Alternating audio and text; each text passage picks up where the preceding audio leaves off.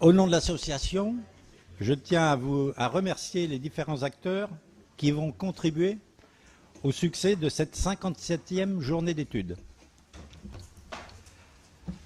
Tout d'abord, toi, public adoré, les conférenciers, les organisatrices et organisateurs de l'ombre, la Maison du lait, qui nous accueille encore aujourd'hui. Je signalerai dans une salle déportée la présence des étudiants en licence pro en provenance des différents ENIL de France et voire de Navarre. Maintenant, je vais laisser la parole aux maîtres des cérémonies que sont la célèbre Rita Lemoine et le président Benoît Poignon. Bonne journée à tous. Bonjour tout le monde. Donc Rita Lemoine, je vous accompagne toute la journée pour animer cette journée préparée en partenariat avec la revue laitière française. Vous avez un numéro dans vos sacoches, donc je suis la rédactrice en chef de cette revue. Donc merci à tout le monde. Donc, il y a 2 autres salles, j'espère qu'ils nous voient bien et qu'ils nous entendent bien. On va démarrer cette journée qui est consacrée au numérique. C'est un sujet très à la mode, mais nous, on va essayer de le rendre très pratique pour parler de l'industrie laitière, de ce qui se passe dans l'industrie laitière, avec des témoignages et des entreprises laitières, de représentants des entreprises laitières et des fournisseurs. Merci à Benoît Poignon d'avoir accepté de présider cette journée. Donc, Benoît Poignon est directeur industriel Amérique du groupe Bell. Il a le poste qu'il occupe depuis septembre pour lancer une nouvelle usine, notamment sur le continent américain. Il a été responsable de tous les investissements industriels et en charge de l'innovation technologique chez Bell. Et dans ce cadre, il a initié un partenariat stratégique avec le CEA pour embarquer le groupe dans la transformation digitale. Il va en témoigner en fin de matinée, mais maintenant je lui laisse la parole pour introduire la journée. Merci Benoît. Merci Rita, vous m'entendez j'espère. Bonjour à tous, bonjour à toutes.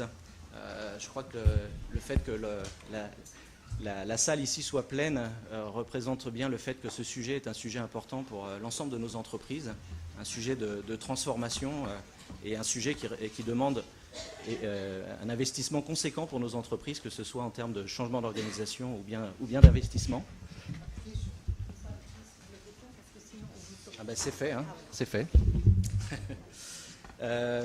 C'est donc un sujet engageant pour l'ensemble de nos entreprises.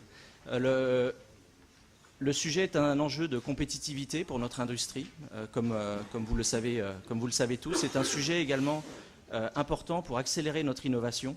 On le voit de plus en plus, le numérique nous permet d'aller plus vite sur le marché. C'est un sujet aussi d'accès à de nouveaux consommateurs pour Bell, comme pour vous, je pense, avec des circuits de distribution qui changent et également des circuits je dirais des consommateurs qui évoluent et qui sont de plus en plus exigeants quant à la transparence qu'on peut leur donner sur nos produits. C'est un sujet également, j'en ai parlé, de développement des organisations, mais également des compétences. Je suis ravi qu'on ait les étudiants aujourd'hui avec nous, parce que c'est un enjeu que moi, personnellement, j'appréhende au niveau de notre organisation chez Bell. Cette transformation, elle doit être accompagnée par des talents. On doit également former l'ensemble de nos collaborateurs, donc c'est un enjeu également important. Et puis, finalement, je dirais, j'en suis convaincu, finalement, l'industrie numérique, pour moi, est un moyen pour rendre notre industrie plus vertueuse d'un point de vue environnemental, d'un point de vue aussi sociétal. Et donc je pense que c'est un sujet de transformation. Ce n'est pas une révolution, comme certains pourraient l'appeler, mais vraiment un sujet de transformation profonde. On va le voir aujourd'hui, le champ d'application finalement du numérique au sein de nos entreprises laitières a un vaste potentiel, un vaste champ d'action. Finalement on peut regarder de la ferme à la fourchette, puisque ça implique aussi nos producteurs de lait. Je pense que beaucoup d'entre nous entendent que nous sommes en retard. Je pense qu'on a démarré cette transformation dans nos entreprises. Alors certes, on n'est peut-être pas les pionniers, mais je pense que c'est des moyens qu'on a commencé à déployer et qui nous apportent aujourd'hui de la valeur. Nous verrons aujourd'hui finalement, au travers de cette journée, finalement qu'il y a beaucoup de questions que l'ensemble d'entre nous nous posons. Et je pense qu'on va essayer d'y répondre avec les différents intervenants que je remercie par avance. Tout d'abord, on va parler de la place de l'homme dans cette transformation. Comment mener et accompagner ce changement, comment développer les compétences nécessaires et quels sont les nouveaux rôles finalement émergents qu'on va voir dans nos organisations. On va parler de data scientists, etc. On va regarder également comment structurer cette transformation dans nos entreprises, comment l'accompagner, comment définir la feuille de route. Donc on aura des partages d'expériences sur ce sujet. On va voir également un ensemble de technologies diverses et variées qui finalement sont déjà matures et il reste à nous de décider finalement comment les appliquer et dans quel contexte et dans quel enjeu, pour quels enjeux. On va parler donc du big data, de l'intelligence artificielle. Vous allez entendre parler de machine learning et comment ces technologies-là peuvent nous amener à optimiser nos processus. On va parler de blockchain, donc la traçabilité, finalement, pour répondre à cet enjeu de traçabilité vis-à-vis de nos consommateurs, vis-à-vis de nos producteurs. Donc c'est une transformation majeure au niveau de notre supply chain. On va parler d'emballage connecté. Nous allons parler également de simulation, de jumeaux numériques. Donc comment ces nouveaux outils ou ces nouvelles compétences finalement vont nous permettre d'accélérer notre innovation. Nous allons parler également de sécurisation, parce que quand on ouvre nos usines, quand on les connecte, il y a des enjeux de sécurisation de nos activités. Donc on en parlera également.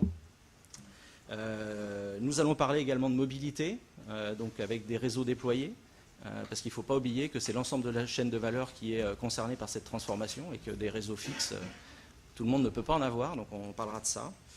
On parlera également de robots collaboratifs. Donc vous avez tous entendu parler sûrement de cobots et quelles sont leurs places finalement dans notre industrie. Et puis il y aura forcément d'autres termes, d'autres technologies que nous allons aborder, type l'IoT, donc avec des nouveaux types de capteurs, de la RFID, du MES, etc. Donc on aura une journée, je pense, très intéressante et très complète sur le sujet du numérique. Voilà. Donc je vous remercie par avance pour votre attention. Je remercie par avance l'ensemble des intervenants et je nous souhaite une journée fructueuse. Voilà. Merci. Merci Benoît. Donc on va commencer par prendre un peu d'auteur et on a avec nous Pascal Pic, paléoanthropologue, qui va... donc on parle d'évolution aujourd'hui, donc il va nous parler de l'évolution donc de notre société face à tous ces enjeux et qu'est-ce que ça va amener, quelles questions ça va poser. Donc merci d'être avec nous, Monsieur Pic. Donc il est entre autres parce qu'il a écrit une vingtaine de livres, donc vous pouvez aller regarder, c'est très riche ces présentations. Nous, on a juste une demi-heure, donc on va essayer d'en profiter un maximum. Il est au Conseil scientifique de l'usine extraordinaire, donc une exposition qui a lieu en ce moment au Grand Palais. Mais il y a plein d'autres choses à découvrir sur Monsieur Pic et je vous donne la parole. Vous avez une demi-heure, donc puisqu'on est un peu en avance, donc je vous la laisse entièrement. On aura 5 minutes de questions après. Merci beaucoup. Merci beaucoup aux organisateurs. Et il est vrai qu'il est un peu surprenant d'avoir un paléo-anthropologue, donc paléo-ancien, anthropos, l'homme, logos, la connaissance, donc les sciences, qui s'intéresse au monde actuel. Moi, je suis un spécialiste des fossiles et des grands singes. Bonjour. Et en définitive, il y a une chose qui a été longtemps négligée dans le cadre de l'évolution de la lignée humaine, c'est comment les technologies et les nouvelles technologies, notamment les technologies qu'on appelle généralisées, impactent complètement nos sociétés, mais également nos imaginaires. Et ce n'est pas pour rien si cette exposition qui est au Grand Palais s'appelle l'usine extraordinaire. Alors pour les plus jeunes, notamment les étudiants qui sont un petit peu ailleurs dans ce bâtiment, c'est une référence bien sûr à un chanteur extraordinaire qui s'appelait Charles Trenet, et je vous renvoie donc au jardin extraordinaire. Alors pour les plus jeunes, évidemment, je renvoie aussi à Charlie la chocolaterie. Donc, film où il y a tout un imaginaire autour des modes de production, car effectivement, l'usine est devenue mystérieuse. Aujourd'hui, demandez autour de vous qui connaît une usine, qui a visité une usine, qui a vu une usine, on n'en sait plus rien. C'est quand même un phénomène extraordinaire. Et il faut bien comprendre que nous sortons d'une évolution comme jamais dans l'histoire de l'humanité depuis les 30 Glorieuses, et qu'aujourd'hui, nous sommes dans une phase de changement absolument radical. Alors, quand le président tout à l'heure a dit que ce n'est pas une révolution, j'en suis pas tout à fait certain, puisque, en définitive, je crois que ce qui se passe avec des gilets jaunes sur les carrefours aujourd'hui est l'expression d'un monde qui change, dans lequel beaucoup de personnes, et dans le monde entier, ont du mal à voir ce qui se passe. Parce qu'effectivement, on a du mal à changer de modèle, de paradigme. Alors, en ce qui me concerne, moi j'ai des souvenirs, mes parents étaient maraîchers à Gennevilliers. Je suis issu d'une famille de paysans, j'ai gardé les vaches quand j'étais petit dans le Limousin, et ouais, je suis passé du Limousin dans les prés au Collège de France, c'est quand même pas mal. Et ça, c'est toute une génération en définitive, en moyenne, qui a fait cela. Et à Gennevilliers, qui est quand même la petite couronne, là, la banlieue n'existait pas. La banlieue, ça arrive qu'à partir de la fin des années 60. Et il y avait des fermes dans la petite couronne. Et moi, je me souviens quand même, Mendès France, on buvait un verre de lait à l'école. On allait chercher le lait chez l'épicier, il y avait la bouteille qui était consignée. Eh ouais. Et c'est pas la préhistoire, hein. Je parle pas de Néandertal ni de Lucie, je parle de moi là. D'accord? Et par ailleurs, il y avait aussi cette idée qu'il y avait des circuits courts, mais le nom n'était pas donné, puisque c'était une telle évidence autour de nous. Et de l'école, nous allions visiter les fermes. Donc on voyait quand même du lait qui sortait des pies, et les pies qui appartenaient aux vaches, que les vaches allaient manger de l'herbe. Et c'est une sacrée découverte aujourd'hui, hein. Donc, ce qui s'est passé, c'est que nous avons connu une évolution extraordinaire avec l'industrialisation et ce qu'on appelle le deuxième mouvement schumpeterien. Lors de la première révolution industrielle, il y a eu un transfert de population des campagnes vers les villes et les usines, où les personnes avaient peu de compétences pour le travail en usine, mais en fait, on ne leur demandait pas de compétences. C'est ce qu'on appelle le premier âge des machines, dans lequel il y avait complémentarité entre les machines et les humains, et surtout les humains, les hommes et les femmes, et les enfants, on oublie aussi ça, étaient au service des machines. Et ce premier âge des machines est en train de se terminer. En fait, on ne l'a pas vu venir. Tout ceci a commencé au niveau des années 80, on ne l'a pas vu avec la micro-informatique, on s'en aperçoit maintenant, et là aujourd'hui, avec la vague du numérique, c'est en train de changer énormément. Mais il y a autre chose. Il y a autre chose, c'est-à-dire comment nous concevons le monde. Quand, pour les gens de ma génération, en définitive, l'évolution allait de soi. L'idée de progrès était là. Hier était moins bien qu'aujourd'hui, aujourd'hui sera moins bien que demain. Et une éducation obligatoire jusqu'à l'âge de 16 ans. Pour les jeunes étudiants là, qui écoutent, ça peut vous paraître aberrant cette affaire-là, mais l'école jusqu'à 16 ans, on avait terminé la croissance avant d'aller bosser. Nos grands-parents, arrière-grands-parents, eux, ils bossaient tôt et ils grandissaient moins bien parce que c'était des métiers difficiles et leur cartilage de conjugaison était compressé et ils buvaient pas beaucoup moins de lait. Donc on a gagné comme ça 15 cm de taille corporelle, mais à une vitesse que personne n'avait imaginée. En plus, ce qu'on n'avait pas imaginé, c'est qu'on a gagné 20 ans d'espérance de vie. Ça plombe complètement les comptes de la retraite par répartition, mais attendez, nous les baby boomers, on va quand même rester encore une bonne vingtaine d'années, d'accord? Parce que faut que les jeunes le sachent. Tant que vous écouterez la musique qu'on écoutait quand on était jeune, cette année j'ai vu 3 concerts, les Rolling Stones, 75 ans, la vache, ils ont la pêche. Hein. Et je peux vous dire, ils n'ont pas bu que du lait, les gars. Deuxièmement, l'évolution du QI, du quotient intellectuel. Ça, c'est les travaux de Jane Flint. Grâce à l'éducation, on a gagné comme jamais dans les pays occidentalisés. Aujourd'hui, on est rattrapé par les autres, bien évidemment, notamment ceux qui se mettent à boire du lait, comme en Chine. Et là, donc, c'est pas le lait qui fait le QI, mais ça participe d'un ensemble, évidemment, de l'évolution de la société, comme jamais. Et surtout, on est arrivé aujourd'hui à quelque chose d'extraordinaire grâce à la médecine, aux lois sociales, aux libertés politiques, aux libertés des mœurs. Attendez, ça n'est jamais arrivé en 50 ans, cette affaire-là. Et aujourd'hui, on a l'impression que tout ça va changer. Néanmoins, il y avait une chose à laquelle on ne pensait pas. Pourtant, les indicateurs étaient là, ce qu'on appelle les signaux faibles, mais ils commençaient à être lourds quand même. Hein. Le rapport Milo, c'est-à-dire de ce qu'on appelle du Club de Rome, halte à la croissance. Très mal traduit d'ailleurs. C'est les limites de la croissance, le vrai terme. C'est pas halte à la croissance, c'est les limites de la croissance. Et là, 1972, premier sommet de la Terre. Ok, c'est des trucs d'écolo rigolos. Bien. En plus, on est en pleine période hippie, sympa. Bon, ils sont gentils, on laisse filer. Chaque pétrolier, là, quand même, on commence à rigoler un petit peu moins. C'est la même époque, mais on se dit, on n'a pas de pétrole, on a des idées. Ok, bon. Pour tout ça, à continuer sur le même schéma. Et évidemment, quand vous discutez avec les personnes, avec les politiques, les responsables administratifs, des administrations, des institutions, les dirigeants des grandes entreprises, qu'est-ce qu'ils vous disent? Écoute, mon gars, regarde comme ça a marché, pourquoi ça ne continuerait pas comme ça? Et ça, c'est une erreur. C'est une erreur parce que, mesdames et messieurs, il faut que vous appreniez une chose, et ça c'est la leçon de Charles Darwin, c'est que nous vivons sur les adaptations du passé. Et que nous devons construire les adaptations de demain. C'est ça que nous sommes en train de vivre aujourd'hui. Donc la vraie question que vous devez vous poser, c'est, sans angoisse, à partir de quand je suis capable de comprendre que ce qui a fait mon succès ne suffira pas dans le monde de demain. Il y a 3 raisons qui font que le monde change. Les catastrophes dites naturelles. Donc volcanisme, courant océanique, vous avez vu le film Le Jour d'après, vous avez vu Jurassic Park. En gros, vous savez, même un vilain volcan, ça peut retarder l'évolution des sociétés, mais grosso modo, ça ne fait tomber que les sociétés ou les espèces qui sont déjà fragilisées.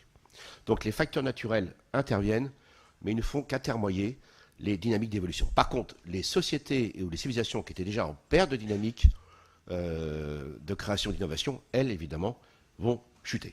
Première chose. Deuxième chose, c'est que nous coévoluons, j'y reviendrai. Les espèces n'évoluent pas seules. Vous avez tous appris à l'école l'histoire du couillon de grand singe qui, a 6 millions d'années, était fatigué de sa condition simiesque, il se redresse et courageusement il va dans la savane pour marcher vers la civilisation. Vous savez que les chimpanzés sont beaucoup plus intelligents qu'on ne le croit, ils ont le sens de l'humour, et s'il y a une blague qui les fait se marrer, c'est l'homme descend du singe. Ils sont pétés de rire. Ça, ce sont des idéologies, des schémas qui nous induisent dans de mauvaises compréhensions du monde, et nous coévoluons avec les autres espèces. Et aujourd'hui, soyons clairs, la 3e raison, et ça, on a du mal à l'entendre, le succès.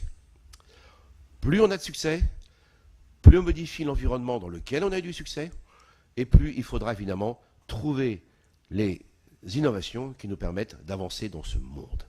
Et ça, on a du mal à le comprendre. Vous voulez une preuve de cela? Depuis que je suis né, la population mondiale a été multipliée par 3. Nous avons multiplié par 100 en moyenne, avec beaucoup de disparités, je vous l'accorde, notre empreinte écologique. Donc en 50 ans, on a multiplié par 300 notre empreinte physiologique sur la Terre et écologique. Les conséquences? Eh bien, elles sont là. Dérèglement climatique, il y a encore des imbéciles qui croient que ça n'arrive pas, et bien évidemment, l'effondrement des biodiversités. Mais même dans le monde agricole, on a aussi, avec le productivisme, éliminé la diversité des espèces animales ou des races. Alors tous les ans, il y a des prix qui sont donnés au Salon de l'agriculture pour les agriculteurs ou les agricultrices, les éleveurs et non, il n'y a pas des éleveuristes, donc les éleveurs qui, évidemment, maintiennent de la diversité. Et ça, c'est essentiel. Je m'intéresse aux entreprises centenaires, pas par défaut paléontologique, mais regardez comment fonctionnent les entreprises centenaires. Michelin, Air Liquide, GE, etc. C'est des grandes entreprises qui changent leur modèle avant d'avoir la pression de l'environnement et du marché. Et d'ailleurs, vous avez remarqué, on parle de moins en moins de progrès, on parle de plus en plus d'innovation. C'est-à-dire qu'on est passé dans les mondes darwiniens. Alors, pas les bêtises qu'on raconte d'habitude sur Darwin. Ça veut dire quoi? Depuis quelque temps, les études en sociologie nous montrent que l'usage du terme progrès a profondément régressé par rapport à celui d'innovation. Ce qui veut dire quoi? C'est qu'on n'est plus dans un schéma partagé de développement et d'une économie de la demande que j'ai connue avec tous les enjeux sur la médecine, l'éducation, la meilleure production, les lois sociales, tout ce que j'ai dit tout à l'heure. Donc apparemment, c'était le même consensus, même les Russes, enfin les Soviétiques à l'époque étaient très bien, jusqu'aux années 80, lorsqu'ils commencent à connaître la pression avec Reagan. Mais grosso modo, tout le monde y arrivait. Tout le monde y arrivait, et pour une raison toute simple, c'est qu'il n'y avait pas de limitation des ressources. Donc les Russes pouvaient faire, les Soviétiques faisaient ce qu'ils veulent, les Allemands disaient non, c'est nous les meilleurs, on a l'ordolibéralisme, les Français non, le plan, on a le plan. C'est la préhistoire ça, le plan. Les Anglais, ils étaient un petit peu dans la panade déjà, comme aujourd'hui. Les Américains, ben non, notre libéralisme. Et puis, apparemment, tout le monde avait raison. Parce qu'évidemment, toutes ces sociétés ont connu des développements absolument formidables. Et puis, arrive à nouveau le monde de M. Malthus, c'est-à-dire choc pétrolier, limitation des ressources. Et là, maintenant, nous sommes dans un monde, mesdames et messieurs, où il faut innover dans un monde de ressources limitées. C'est ça la nouveauté. Ce qui n'était pas le cas dans les modèles jusqu'à présent, jusqu'à la fin des années 1900, la fin du XXe siècle. Ça, c'est la nouveauté. L'autre chose, d'une manière générale, on a du mal à comprendre comment les technologies, notamment les technologies généralisées, C'était le cas du feu il y a 2 millions d'années avec Homo erectus en Afrique. Aujourd'hui, c'est le cas du numérique. Et on a tendance, et c'est même dans les discours actuels, dans les promesses du transhumanisme, du post-humanisme californien, d'appeler ça le solutionnisme. L'idée que nous, les humains, nous sommes doués de créativité, ce qui est vrai, et que nous sommes capables de comprendre l'environnement, ça c'est pas donné pour tout le monde, et de mobiliser nos connaissances, nos compétences, nos collaborations, nos stratégies d'innovation pour trouver des solutions. Ça s'appelle le solutionnisme. Donc on a toujours vu les techniques comme des outils ou des innovations ou des usages qui répondent à des besoins plus ou moins bien définis. Seuls nous, les humains, pouvons faire cela. Même les chimpanzés qui sont super doués et qui ont des cultures, qui ont des outils, ne font pas cela. Sauf qu'on n'a pas vu arriver le monde d'aujourd'hui. Nous sommes dans un monde complètement darwinien. Je vais vous expliquer ce que c'est. Dans le monde de Jean-Baptiste Delamarck, immense savant français, au cœur des idées de progrès du XIXe siècle, il y a eu cette idée absolument géniale de se dire que l'environnement change, il impose des pressions, et les espèces doivent s'adapter. Alors à l'époque, ça fait plus de 2 siècles, on ne connaissait pas la génétique, et il parle de tendance à se perfectionner, ce qu'on lui a reproché. Mais il n'y avait pas d'autres termes disponibles, et on n'avait pas les connaissances, il faut se remettre dans le contexte. Mais l'idée est absolument géniale. C'est la première fois que quelqu'un nous propose une théorie qu'on appelle le transformisme, le terme de transformation a été donné, c'est-à-dire on essaie de comprendre les enjeux de l'environnement, de la société, et on essaie de trouver les réponses, notamment en termes de production, et de biens et de besoins, mais également en termes de politique, etc., etc. Très bien. Sauf qu'on ne vous a pas dit que le monde a changé en 2007. On vous cache tout. 3 raisons. La première, c'est que depuis cette époque, 2007, ça fait 11 ans maintenant, la majorité de la population humaine est urbanisée et ça va aller de plus en plus comme cela. Nous en sommes à la 3e, 4e génération qui n'a jamais connu de vaches, de fermes et de lait sortant de la pie de la vache. Première chose. Deuxième chose, il y a un gars qui arrive sur scène en janvier 2007, il s'appelle Steve Jobs, il dit « I'm going to change the world », il présente le iPhone, 1 an plus tard c'est Samsung, c'est le smartphone, et même M. Steve Jobs a mis 1 an à comprendre ce qui allait se passer. En fait, personne n'a compris ce qui allait se passer. Et ce n'est que 5 ans plus tard qu'on parle, justement, d'ubérisation.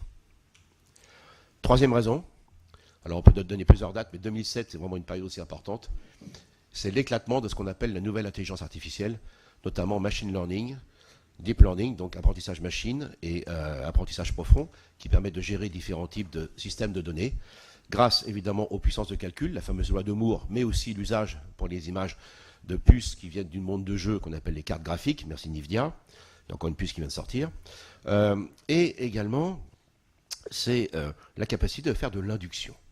C'est quoi l'induction? Nous avons tous été éduqués ici, notamment les étudiants qui sont encore là, à développer les capacités de notre cerveau gauche. Cerveau logique, rationnel, classificateur, systémique. Et il faut continuer. Par contre, ça c'est ce qu'on appelle dans tous les ouvrages que vous verrez sur l'intelligence artificielle, ce qu'on appelle l'intelligence artificielle qui vient de Alan Turing, dans un article séminal de 1950, où il dit « Je voudrais construire des machines qui reproduisent donc l'intelligence humaine et, comme nous sommes surtout en France très cartésiens, l'intelligence logico-mathématique. » Formidable, on en a besoin. Et ça continue. Sauf qu'on a complètement oublié une chose. Parce que je sais bien dans cette salle qu'il y a des gens qui disent « Qu'est-ce qu'on a besoin d'un paléo-machin pour nous parler du lait, l'usine de demain, qu'est-ce qu'on a besoin de la biologie, etc. » Eh bien, vous avez intérêt de vous y mettre dardard. Parce qu'en fait, l'intelligence artificielle, celle qui est en train d'éclater aujourd'hui, elle a commencé avant celle d'Alan Turing, en 1943, avec les neurones artificiels, qui ne sont pas des puces, qui sont en fait des algorithmes, qui sont des fonctions mathématiques. Et aujourd'hui, nous sommes dans un monde avec, il y a des chercheurs français absolument remarquables à cet égard, nous sommes dans ce qu'on appelle le darwinisme artificiel. Cette nouvelle forme d'intelligence artificielle, en fait, a commencé avant en 1943 avec McCulloch et Pitts, en s'inspirant d'ailleurs des théories de Piaget. C'est pas pour faire mon savant, c'est pour vous dire qu'aujourd'hui, on a besoin vraiment d'interdisciplinarité. C'est ça que je suis en train de vous dire. Je ne suis pas en train de plaider pour ma discipline. Mais quand j'ai vu les réactions du rapport de mon ami Cédric Villani, il y a des couillons qui ont dit, pardonnez-moi d'être trivial, on n'a pas besoin de la recherche fondamentale. Ah ouais, les algorithmes, ça vient d'où? Ça sort des pieds de vache? On n'a pas besoin de la biologie. Ah ouais, on n'a pas besoin des neurosciences? Et les cobots, tiens, dont vous allez parler? Eh bien, je vais vous dire une chose, hein, si vous ne comprenez pas les intelligences des animaux, vous n'allez pas vous marrer avec les intelligences artificielles. Parce qu'effectivement, c'est un monde dans lequel nous allons connaître une diversité des intelligences. Et donc, si on continue... Alors, Descartes est un grand bonhomme, parce qu'effectivement, on n'y a plus trop sur le dos, hein, on aime bien le flinguer, celui-là. Mais néanmoins, soyons très clairs, nous allons rentrer dans un monde complètement différent. Alors, pourquoi monde darwinien? L'exemple typique, c'est Twitter. Jack Dorsey, qui est un des co-créateurs de Twitter, il y a une dizaine d'années exactement, fait un hackathon. Alors ça, vous savez, on commence à rentrer dans les méthodes agiles, etc. Donc c'est très intéressant d'ailleurs, c'est que les constructeurs de logiciels, de jeux, aujourd'hui l'intelligence artificielle, eh bien, en fait, nous ont donné des méthodes de management nouvelles et d'innovation qu'on appelle d'une manière générique les méthodes agiles ou le design thinking. Tout ça, ça vient du monde du numérique et du jeu. Hein, ça ne vient pas des industries classiques, qui pourtant continuent à faire de belles choses, bien évidemment. Et là, Jack Dorsey, avec ses petits copains, et ses petites copines, parce que là, je précise quand même, messieurs, les femmes aussi peuvent innover en technologie. Hein. Non, mais il faut arrêter de déconner là. Je veux dire, vous posez la question en Europe occidentale, aux jeunes hommes ou aux hommes, est-ce que vous faites confiance aux femmes pour les technologies? Ils répondent oui à 60%. Vous posez la même question en Amérique du Nord, ils répondent oui à 80%. Je précise que le problème, il n'y a pas des femmes. Non mais, dans les mondes darwiniens, je vais venir, on a besoin de diversité. Dans un monde darwinien, il faut agir d'une manière darwinienne. Alors c'est quoi justement, je reviens sur Twitter, pardon pour ces récursivités, et là ils décident, tiens, j'aimerais bien une messagerie 140 caractères envoyée à des amis. Franchement, entre nous, ça ne sera pas de cette salle, et ça correspond à un besoin fondamental de l'humanité, d'envoyer un message de 140 caractères à nos amis.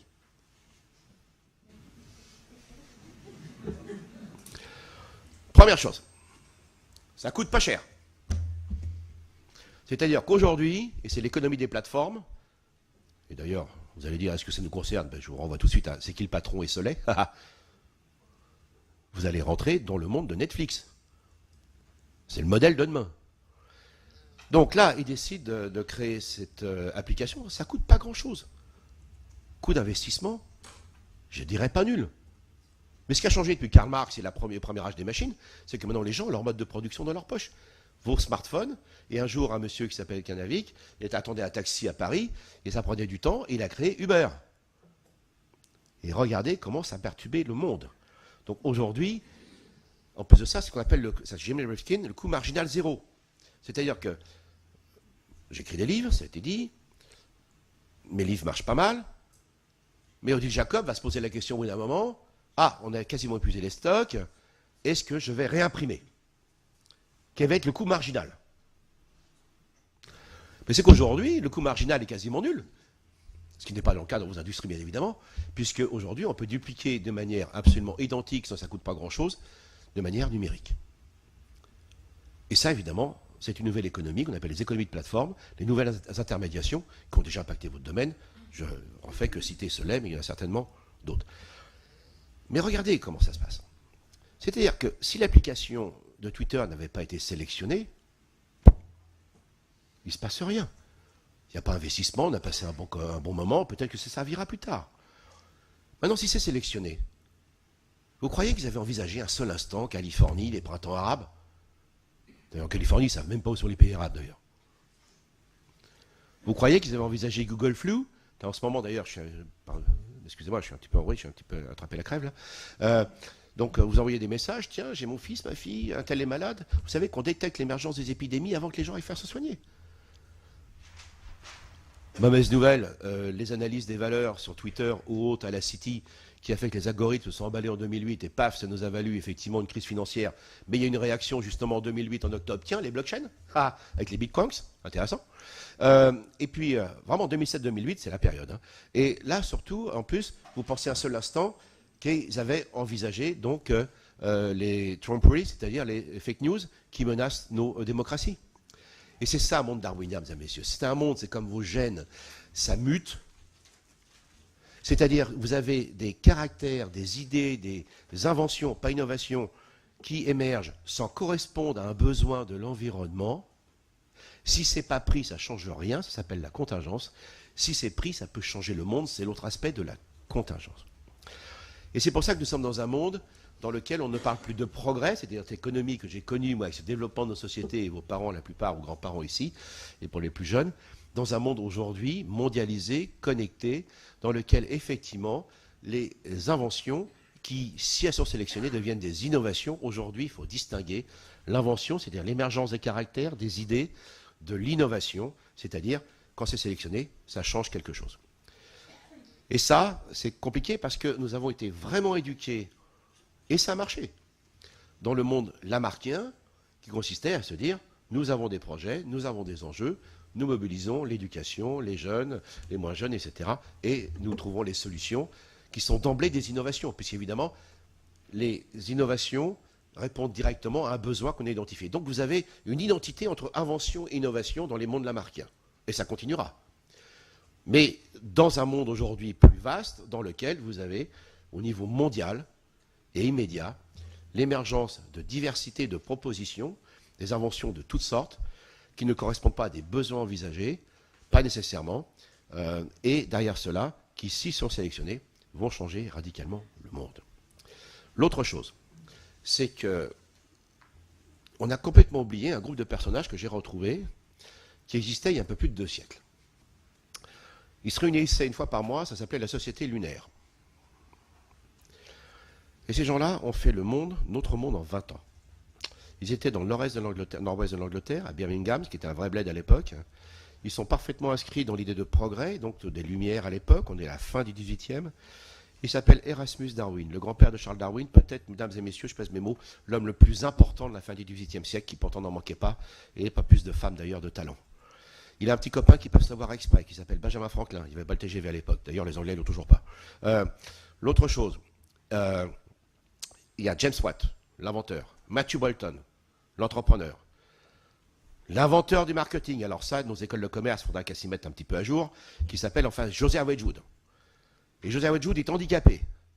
Il chope une mauvaise variole, il se fait handicaper de la jambe droite, il est potier, alors avec une jambe de moins que le pédalier, c'est pas gagné. Donc là, il faut innover. Et là, il demande à James Watt et Matthew Boulton, évidemment, ils vont créer les mèches et les premières manufactures modernes. On entre dans le premier âge des machines. Et eux, ils avaient compris qu'en changeant les modes de production, ce qu'analysera Karl Marx 70 ans plus tard, que quand on change les modes de production, de distribution, on change la société et qu'il faut installer une nouvelle valeur. Donc, ils vont militer pour que les femmes, oui mesdames, aient la même éducation que les garçons. Premier texte écrit par un homme, 1797, Erasmus Darwin. Deuxièmement, dans une société où on exploite un groupe humain, on n'innove plus. Donc, ils vont militer contre l'esclavagisme. Troisièmement, il faut la démocratie. Troisièmement, ils mettent en place les premières modalités de cotisation sociale et d'entraide. Tout simplement. Ça, c'était il y a 230 ans. Et aujourd'hui, c'est pareil. Ce que nous sommes en train de vivre aujourd'hui, avec le mouvement des Gilets jaunes, qu'on peut apprécier ou pas, surtout si on était coincé, mais c'est exactement ça. Aujourd'hui, nos sociétés sont complètement en train de changer sur des valeurs fondamentales qui ont été un vrai succès jusqu'à la fin du XXe siècle, c'est-à-dire sur les modes de production, de redistribution ou autres. Et l'usine aujourd'hui doit retrouver sa place. Et je vais être très clair là-dessus, les études sont vraiment, vraiment toutes dans le même sens. Toutes les entreprises, et notamment les usines, qui intègrent des problématiques RSE avec la transformation numérique, font déjà globalement 20% de bénéfices en plus que les autres entreprises et vont être les leaders de demain. C'est ce qu'on appelle dans mon jargon les espaces de Baldwin, c'est-à-dire dans les mondes darwiniens, parce que nous sommes dans ce qu'on appelle l'espace digital darwinien mondialisé, les premiers qui bougent structurent le jeu des possibles autour d'eux dans le monde qui vient. Et pour faire cela, ça nécessite évidemment de sortir des filières. La France est un pays qui, évidemment, fait qu'on nous spécialise trop tôt à l'école. Toi, tu seras littéraire, toi, tu seras scientifique. Évidemment, le scientifique, c'est un garçon, la fille, c'est littéraire. Bonjour l'éducation nationale. Ils ont vraiment 100 ans de retard là-dedans. En plus, j'aimerais bien comprendre pourquoi c'est les psychologues qui décident des métiers de demain alors qu'ils ne connaissent même pas le smartphone. Non, mais il faut arrêter de déconner. Moi, mes parents étaient prolo et ouvriers. Prolo ouvrier, donc enseignement technique. Je ne peux pas être scientifique. Bon, je suis au Collège de France, c'est pas grave. C'est moi qui ai dû me tromper quelque part. Donc, non, mais c'est hyper dangereux. Et nous sommes le pays qui a la spécialité des filières. On a 5 à 10 fois plus de filières professionnelles qu'en Allemagne. Il faut qu'on arrête. Dans le monde de demain, on ne peut plus survivre par filière. Ce n'est plus possible. Et ça, c'est le modèle cartésien qui n'est pas trop mal à bien des égards, mais qui n'est pas généralisable. C'est-à-dire qu'on a un problème, on le divise en deux. Il est encore gros, on divise encore en deux. Alors, commission, sous-commission, voilà. Là, on est très fort. Hein, c'est pour ça qu'en ce moment, ça chauffe sur le moratoire. Vous avez entendu le truc. Hein. Voilà. Aujourd'hui, il faut absolument qu'on rentre dans un monde coévolutif. Il me reste combien de temps, madame 5 minutes. Non, je ne suis pas anthropologue, vous savez, un jour quelqu'un me demande l'âge de Lucie. J'ai 3 125 000 ans. Oh, vache. Excusez-moi. Oui, avant ou après Jésus-Christ? On a des problèmes de référentiel parfois. Donc, nous entrons dans un monde coévolutif. Et ça, c'est très bien dit dans votre programme. C'est-à-dire, aujourd'hui, même la plus grande des entreprises, à une époque, qu'est-ce que faisaient ces grandes entreprises, les plus grandes qui étaient les leaders? Eh bien, elles faisaient de la croissance externe, à racheter des compétences qu'elles n'avaient pas, et puis ou alors c'était des services. Aujourd'hui, on entre sur des modes complètement coévolutifs. C'est-à-dire que j'ai écrit un livre qui s'appelle « Un paléanthropologue dans l'entreprise ». Vous ne pouvez pas imaginer comme j'étais hyper critique sur les grands groupes, notamment avec une R&D qui était fermée sur elle-même, qui n'était pas ouverte sur l'extérieur. Et là, je veux dire, ils ne sont pas rancuniers parce qu'ils me réinvitent tous, hein, même dans les hautes technologies. Hein. Alors, bon, pourquoi je touche un peu ma bille, pardonnez-moi pour les jeunes, je parle comme les jeunes, c'est qu'en fait, je suis diplômé de physique théorique et j'ai fait aussi de l'intelligence artificielle, avant de le savoir, d'ailleurs, on n'en parlait même pas dans les années 80. Bref, donc je ne suis pas aussi bon que les gens d'aujourd'hui, hein, attendez, c'est pas ce que je veux dire, mais les principes et les compétences, quand même, sont encore là. Et justement, ce qui est assez intéressant, c'est on a eu le même problème. C'est pour ça qu'on change, je parle bien de termes de paradigme. Dans mon domaine, on étudiait une lignée. Les paléanthropologues étudiaient l'homme, les paléoprimatologues étudiaient les singes, puis les paléomammifères ou les ammonites. Donc chacun était dans sa spécialité. Puis un jour, on s'est aperçu quand même, un instant, tout ça, ça coévolue en même temps tout de même. Hein, c'est les systèmes écologiques qui évoluent, avec des interactions. Et surtout, vous avez eu Jurassic Park, et ça c'est vraiment une leçon à méditer. Allez, vous êtes les plus forts, les plus rapides, les plus méchants, les plus vifs. Vous êtes un tyrannosaure. Personne vous cherche des noises. Et vous chopez un météorite. Vous voyez? D'accord? Elle n'a pas vu venir, les gars, là. Et alors, les dinosaures n'ont pas disparu. Ils sont montés au ciel. Ils s'appellent des oiseaux. Hein? On va manger. Alors, j'espère qu'il n'y a pas trop de véganes dans le coin. Enfin, dans le domaine du lait, ça risque d'être dur. Mais en gros, la dinde de Noël et le tyrannosaure, c'est foutu pareil. Hein. Sauf que pour la chasse, le gavage et l'élevage, c'est pas la même technique. Hein. Mais sérieusement, à cette époque-là, grosso modo, chaque groupe d'espèces faisait son job de son côté. Arrive cet événement, il y en a plusieurs, hein, il n'y a plus que le volcan, que le météorite, et on arrive dans l'ère tertiaire. Imaginez, mesdames et messieurs, qu'il y a 50 millions d'années, il faisait 15 degrés de plus sur la Terre qu'aujourd'hui. Alors, ça ne sort pas de cette salle, vous n'envoyez pas le message à M. Trump. Hein. Mais 15 degrés de plus qu'aujourd'hui, avec des forêts chaudes d'un cercle arctique à l'autre. Et là s'installe la coévolution. Avec les plantes à fleurs à fruits qui existaient déjà, mais qui se déploient, les insectes butineurs, les oiseaux-mouches qui butinent aussi, enfin qui aident, certaines chauves-souris. Et là, ces animaux qui veillent à leurs besoins, bien évidemment, en allant chercher du miel, du nectar et du pollen et faire leur miel pour certains, rendent un service gratuit aux plantes à fleurs et à fruits, en les fécondant. Ces fruits fécondés deviennent ces fleurs fécondées, pardonnez-moi, deviennent des fruits. Et là qui déboulent les singes, qui vont sélectionner les fruits pour lesquels ils ont plus d'appétence. Et vous n'avez pas idée, mesdames et messieurs, s'asseoir sur une branche, descendre la queue, descendre le centre de gravité, être bien assis, tendre la main, prendre un fruit, l'inciser, le mastiquer, c'est 20 millions d'années de perfectionnement. C'est incroyable. Alors il y a des régressions, ça s'appelle le McDo. Mais voilà. Pas contre McDo, parce qu'ils ont quand même une politique assez intéressante d'un point de vue de la responsabilité sociale. Donc, mais voilà, c'est le réflexe. Et là, mesdames et messieurs, à partir du moment dans un écosystème où des espèces veillent à leurs besoins, bien évidemment, mais rendent des services gratuits aux autres entités, l'écosystème est multiplié par 10 en termes de biodiversité, en termes d'espèces. Deuxièmement, l'écosystème est beaucoup plus résilient. Évidemment, vous avez des tissus de relations. Donc, va résister aux espèces invasives. Et troisièmement, est beaucoup plus innovant. Et ça, ce sont des principes universels. Dans un monde darwinien, il faut penser à la manière de Darwin. Un monde dans lequel émergent de nouvelles idées, les innovations sans qu'on s'y attende. Un monde dans lequel il faut de la diversité. Et c'est pour ça que la diversité est extrêmement importante. Dans ce monde-là, si vous discriminez, vous êtes foutu. Et c'est pour cette raison, et c'est une étude du cabinet McKinsey qui montre que sur l'égalité homme-femme, enfin, même pas égalité, équité homme-femme. Mesdames, messieurs surtout, si on appliquait les politiques d'équité déjà en cours dans le monde et par région. C'est des études régionales. C'est en ligne, hein, c'est McKinsey, vous pouvez vérifier.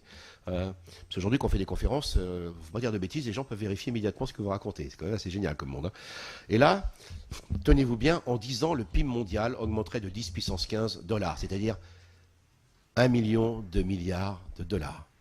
Donc, si vous avez compris que nous sommes dans des mondes darwiniens et que le génie de Darwin avait été de comprendre que la diversité est une potentialité d'invention et donc d'innovation, eh bien, effectivement, aujourd'hui, pour agir dans le monde qui vient, surtout sur l'impulsion de la révolution numérique, vous allez parler des blockchains, de la traçabilité, des relations clients. Le modèle Netflix, c'est quoi? C'est génial. C'est-à-dire que ça, c'est important pour vous tous, là. Et c'est généralisé. C'est-à-dire qu'aujourd'hui, nous rentrons dans un monde d'économie, de marché de masse personnalisé. Donc nous inquiétons sur nos notations numériques et toutes les traces que nous laissons. Mais là aussi, vous allez en parler, c'est les smart data, c'est les big data. Aujourd'hui, effectivement, Soleil est un parfait exemple, il y en a certainement d'autres. Il y a une région que j'aime bien, alors je ne fais pas de favoritisme, mais ça fait plusieurs fois que j'interviens là-bas.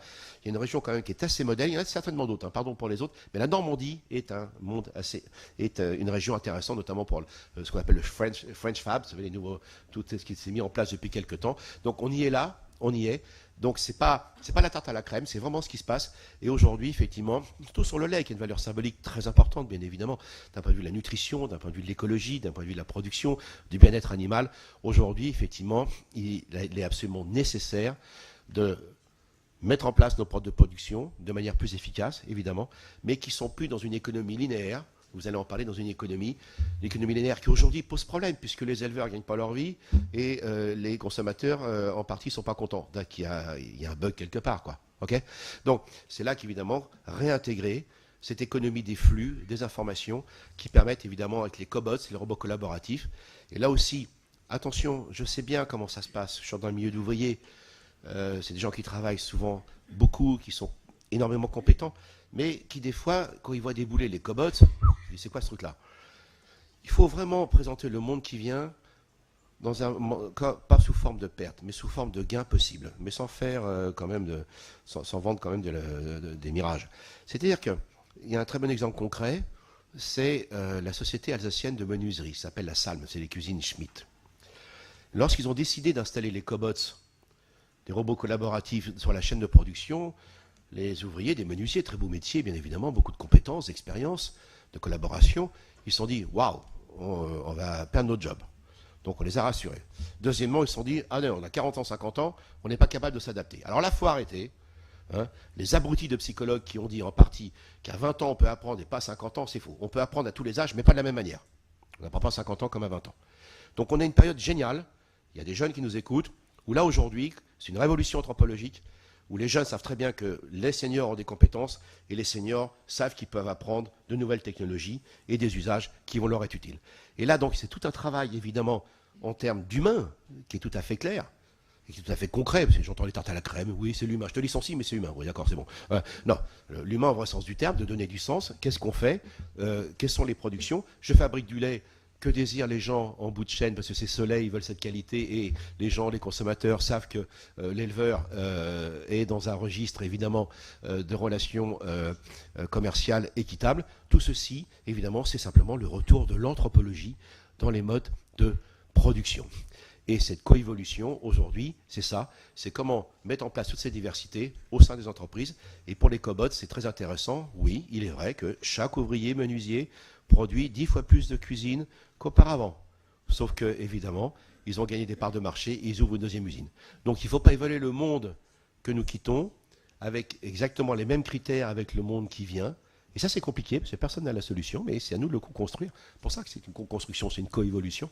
Et donc cette nouvelle écologie au sens du terme, donc les considérations écologiques, évidemment, bien évidemment, mais une véritable écologie entre les entreprises, les grandes entreprises, les petites, les PME, les startups source évidemment d'innovation, comme vous le savez, parce que les grandes entreprises, c'est plus difficile à faire.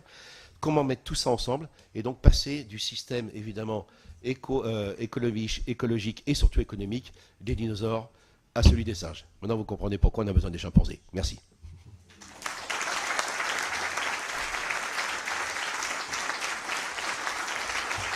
Merci.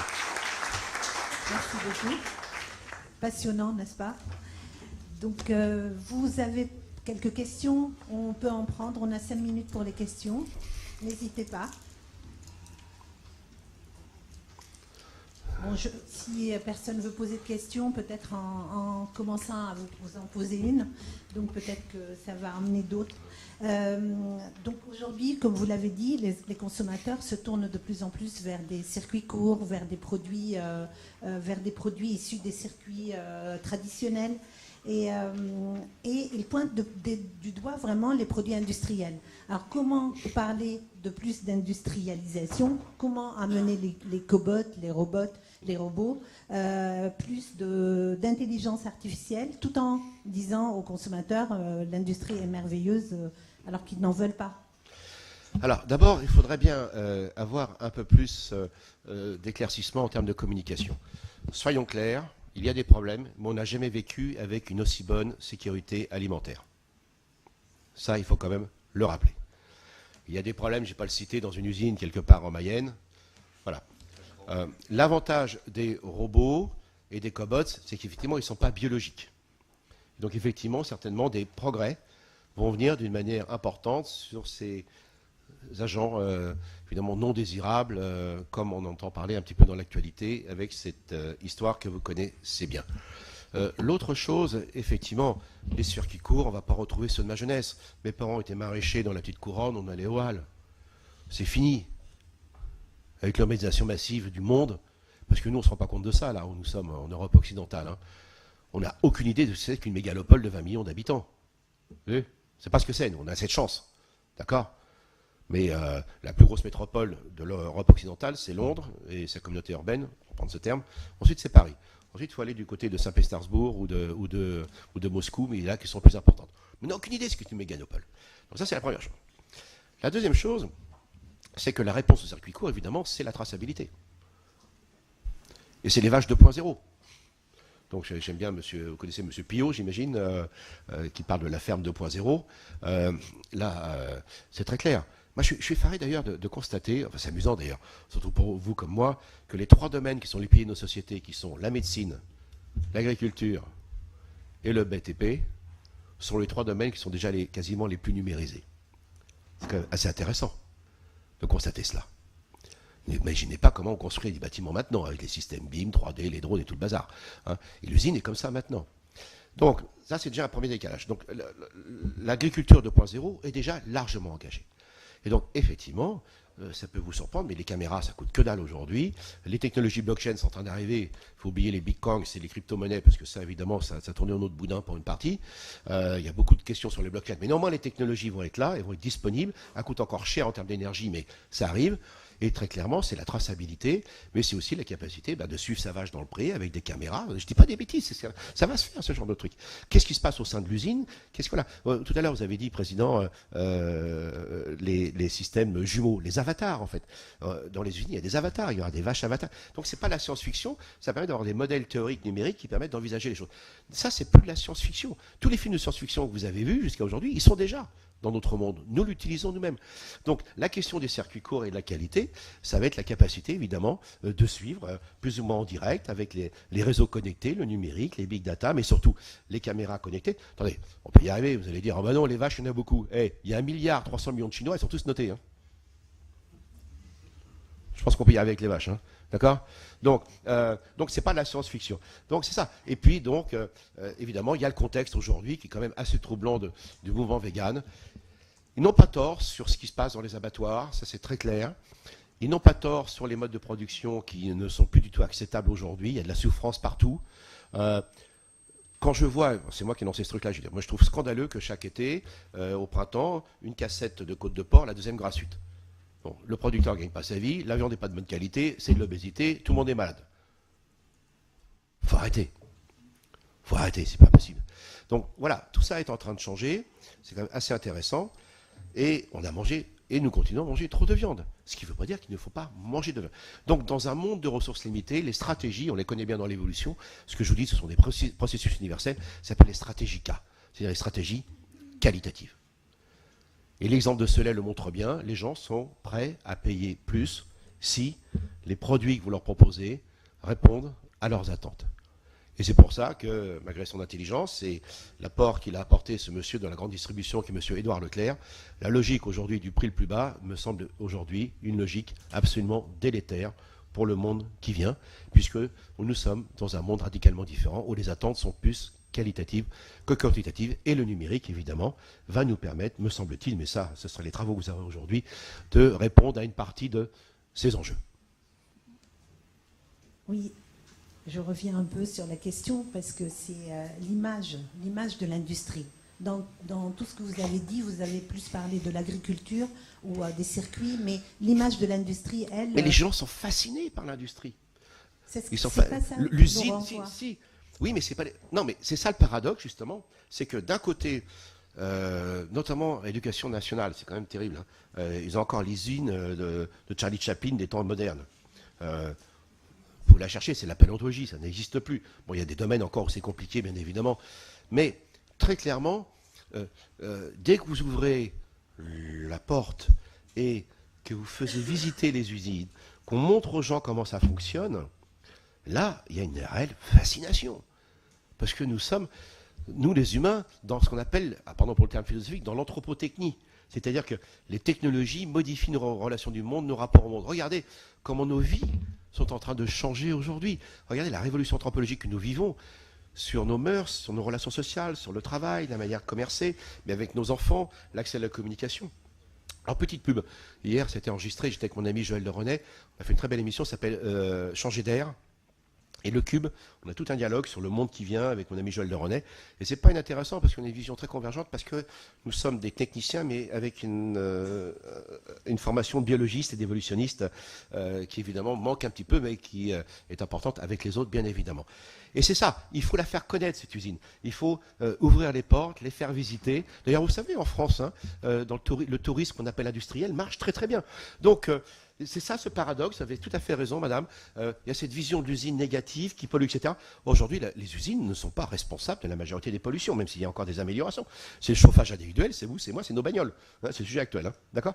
Donc ça ne veut pas dispenser, évidemment, du progrès par rapport à cela, bien évidemment. Donc voilà, il y a tout un travail de communication, de réalité, et c'est pour ça que j'aime beaucoup, d'ailleurs, ce titre qui a été donné à cette belle exposition, où il faut vous y aller. Il s'appelle l'usine extraordinaire, et je crois que vous avez un bel outil, là. Merci. Une question, Yves? Une petite question sur les chances d'adaptation, justement, parce que vous dites aller vers davantage de coévolution, être davantage darwinien, avec les fonds culturels de nos différents pays. Ouais. Les Allemands, on a l'impression, alors je ne parle pas spécifiquement de l'agroalimentaire, mais que une grosse entreprise a tendance à laisser vivre ses sous-traitants, à respecter son environnement économique, son éco-environnement, alors qu'en France, on est beaucoup plus dans le rapport de force. On le voit, l'agriculteur, l'industriel, le distributeur, le consommateur. Est-ce que, justement, avec notre culture à nous, on n'a pas un frein à une adaptation rapide vers ce que vous préconisez? Ah ben, très bien, merci de faire l'anthropologue, mais vous avez tout à fait raison. Chaque société a des biais culturels, et ça, c'est un de nos biais culturels majeurs. Quand je disais avec toutes ces filières que nous avons du mal à travailler dans l'idée d'un bénéfice commun. Ça, c'est-à-dire que plus je gagne, plus l'autre peut gagner. Et là, je ne fais pas la tâche de la crème post-rousseauiste, hein, mais c'est comme ça que ça fonctionne. C'est pour ça que ce que j'appelle cette coévolution bénéficie évidemment à l'ensemble des acteurs. Et ça, c'est ce qu'on appelle aussi, alors, je peux vous surprendre, mais il va se créer le club de la Harvard Business Review en France, et je vais faire la conférence d'introduction en janvier. Et dans la Harvard Business Review, il y a de très très bons numéros de la Harvard Business School, de très bons articles, notamment sur le système de valeurs partagées. Et là, vous mettez le doigt sur quelque chose, cher monsieur, qui est très important. Dans le monde qui vient, il ne suffit pas d'arriver en disant « je vais améliorer tous les secteurs de ma chaîne de valeur ou de production ». C'est quand même une nécessité de base, on est bien d'accord. Mais ça ne suffit pas aujourd'hui, justement. Et c'est ça, le problème, c'est que le prix le plus bas, il y a quelqu'un qui paye. Alors, le consommateur s'en sort peut-être pas trop mal, mais l'éleveur s'en sort pas, et puis entre deux, c'est un petit peu compliqué. Là, vous savez ça bien mieux que moi. Et le système de valeur partagée, je vous donne un exemple très rapide. C'est Walmart. Walmart, qui est quand même une entreprise énorme, comme vous le savez, aux États-Unis, premier employeur, et qui était dans une compétition hallucinante avec Amazon. Et aujourd'hui, regardez le monde qui vient. On a eu le monde du premier âge des machines, que vous connaissez bien, avec les usines qu'on a connues, Et de l'autre côté, on a eu les pure players, donc ceux qui se sont mis dans l'économie de plateforme en tant qu'intermédiaires, donc sur les modes de distribution, d'information, etc., donc le numérique. Mais regardez ce qui se passe. Après le décret de M. Trump, qui a permis aux GAFA, donc les entreprises du numérique géantes de Californie, de rapatrier leurs bénéfices. C'est pour ça qu'elles ont de fortes capitalisations, parce qu'elles ne rapatriaient pas leurs bénéfices à l'étranger, parce qu'elles étaient taxées. Et là, ils sont en train de réinvestir massivement dans l'industrie des classiques, mais ce qui ne sera pas comme avant, on ne va pas revenir dans le monde d'avant. La transformation numérique, ce n'est pas améliorer du numérique, ce qu'on savait déjà faire. La transformation numérique, vous avez parlé, Président, de restructuration, c'est surtout aussi de la réorganisation. C'est comment mettre ensemble des entités dans des projets communs de manière radicalement différente. C'est ça, restructuration, réorganisation, et là c'est des enjeux évidemment de management de l'adaptation qui sont extrêmement complexes dans lesquels nous sommes.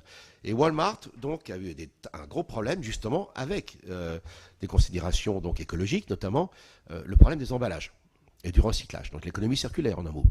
Et là, ils se sont dit on n'a pas assez de matières premières. Alors, ils sont allés voir leurs concurrents, comme PwC, donc PricewaterhouseCoopers.